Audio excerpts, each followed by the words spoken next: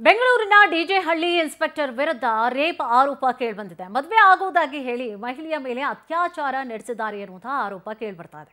1 ವರ್ಷದಲ್ಲಿ 2-3 ಬಾರಿ ಲೈಂಗಿಕವಾಗಿ ಬಳಸಿಕೊಂಡಿದ್ದಾರೆ ಎನ್ನುವಂತಹ ಆರೋಪವನ್ನು ಯುವತಿ ಮಾಡ್ತಾ ಇದ್ದಾರೆ. ಮನೆ ಕೊಡಿಸ್ತೀನಿ, ಬ್ಯೂಟಿ ಪಾರ್ಲರ್ ಓಪನ್ ಮಾಡಿಸ್ತೀನಿ ಅಂತ ಹೇಳಿ ನಂಬಿಸಿ ವಂಚನೆಯನ್ನ ಮಾಡಿದ್ದಾರಂತೆ. ಮುಸ್ಲಿಂ ಮಹಿಳೆಗೆ ಮದುವೆ ಆಗುವುದಾಗಿ ಅವರು ನಂಬಿಸಿದಾರಂತೆ. ರಿಜಿಸ್ಟರ್ ಮ್ಯಾರೇಜ್ ಆಗ್ತೀನಿ ಅಂತ ಹೇಳಿ ಹೇಳಿದ್ರಂತೆ ಇನ್ಸ್ಪೆಕ್ಟರ್ ಸುನೀಲ್ ಅವರು. 8ನೇ ಮೈಲಿಯ ತಮ್ಮ ಮನೆ ಜೊತೆಗೆ ಹೋಟೆಲ್ಗೆ ಕರೆಸಿಕೊಂಡು ರೇಪ್ ಮಾಡಿದ್ದಾರೆ ಅನ್ನುವಂತಹ ಆರೋಪ. 1.5 ವರ್ಷದಿಂದ ನಾನು ಕಂಪ್ಲೇಂಟ್ ಕೊಡೋದಕ್ಕೆ ಡಿಜೆ ಹಳ್ಳಿ ಸ್ಟೇಷನ್ಗೆ ಹೋಗಿದ್ದೆ.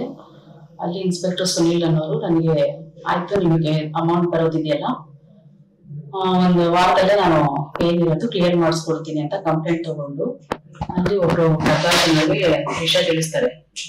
ಅವರು ಫಸ್ಟ್ ನನಗೂ ಇದಕ್ಕಿಂತ ಮೊದಲು ನನಗೂ ಅವ್ರಿಗೂ ಸ್ವಲ್ಪ ಆಗ್ತಿರ್ಲಿಲ್ಲ. ಪ್ರಕಾಶ್ ಅವರು ಸಿಂಗಲ್ ಸ್ಟಾರ್, ಅವ್ರಿಗೂ ನನ್ಗೂ ಆಗ್ತಾ ಇರ್ಲಿಲ್ಲ. ಹಂಗಾಗಿ ನಾನು ಹೇಳಿದೆ, ಸರ್ ನಾನು ಇವ್ರ ಜೊತೆ ಹೋಗೋದಿಲ್ಲ, ಬೇರೆಯವ್ರ ಜೊತೆ ಯಾರಾದ್ರೂ ಅರೇಂಜ್ ಮಾಡಿ ಕಳಿಸಿ ಹೋಗ್ತೀನಿ ಅಂತ.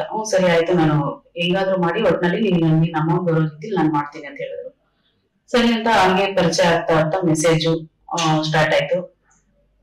ಗುಡ್ ಮಾರ್ನಿಂಗ್, ಗುಡ್ ಈವ್ನಿಂಗ್ ಅದೆಲ್ಲ ಮೆಸೇಜಸ್ ನಡೀತಾನೆ ಇತ್ತು. ಆಮೇಲೆ ಏನ್ ಮಾಡ್ಕೊಂಡಿರೋದು ಏನು ಅಂತ ಎಲ್ಲ ಕೇಳಿದ್ರು.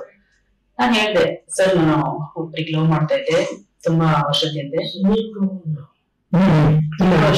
ಒಬ್ರಿಗೆ ಲವ್ ಮಾಡ್ತಾ ಇದ್ದೆ. ಅದು ಬ್ರೇಕಪ್ ಆದ್ಮೇಲೆ ನಾನು ಮತ್ತೆ ಮದ್ವೆ ವಿಷಯಕ್ಕೆ ಹೋಗ್ಲಿಲ್ಲ. 1.5 ವರ್ಷದಿಂದ ನಾನು ಕಂಪ್ಲೇಂಟ್ ಕೊಡೋದಕ್ಕೆ ಡಿಜೆ ಹಳ್ಳಿ ಸ್ಟೇಷನ್ಗೆ ಹೋಗಿದ್ದೆ. ಅಲ್ಲಿ ಇನ್ಸ್ಪೆಕ್ಟರ್